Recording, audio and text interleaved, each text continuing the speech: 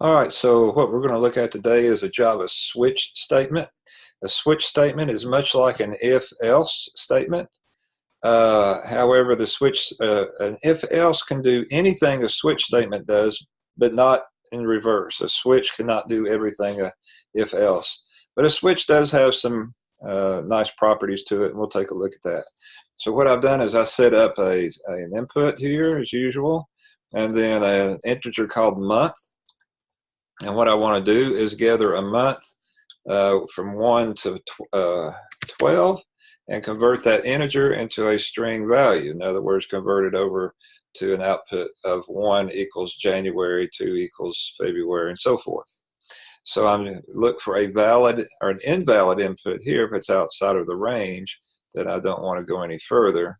But if it is in range, then what I'll do is use a switch statement, switch, and then there needs to be an integer value that the switch acts upon. So in this case, a month is an integer value, and that is going to have a scope.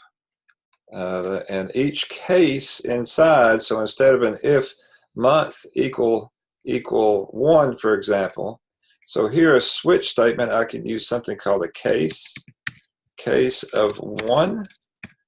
So if the month is 1, then I can output SYSOUT, sysout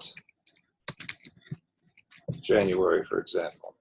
And then I have to put a break statement in here to break out of the switch statement. So then I'm at case 2 and sysout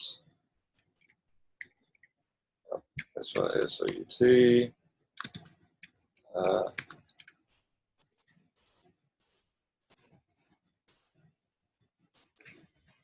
February and break. And now I'm just going to test this and see if it works. So if I enter a 1, I should get a January. If I enter a 2, I should get February. And then I can just produce this 12 times in order to make that work for all months. So let's go ahead and run this. Let's enter something out of bounds first, like 0, and I get an invalid entry. Let's enter a 13, get an invalid entry. Let's enter a 1, and I get January, just like I expect. Let's enter a 2, since we have that code functional, and enter February. So now what I want to come back here and do is show you what happens if you leave the break off. If you don't execute a break or input the executable line of code in here, what happens is this. I enter a 1, and you see what happens. It just follows through and executes the second one without the break in it. Okay? I'll have one more. So I can put one more in here just to show you how this works a little bit more. And that's going to equal January, February, March. And then go ahead and put my break in here, like that. And then I'm going to add something else, a default case in here.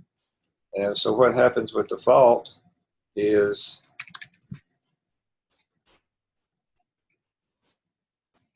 I'm just going to put the word default in here. Default. I left off the case. Default. Run that. And enter a 1. Enter, and we got a January. Enter a 3. Get a March. And what else happens here if I enter a 10?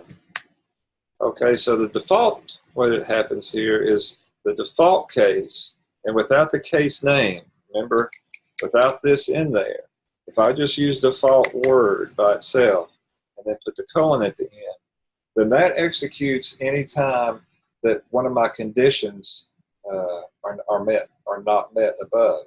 So I put in a 10, and since case 1 doesn't execute, case 2 is not true, case 3 is not true, then it falls through to the default case.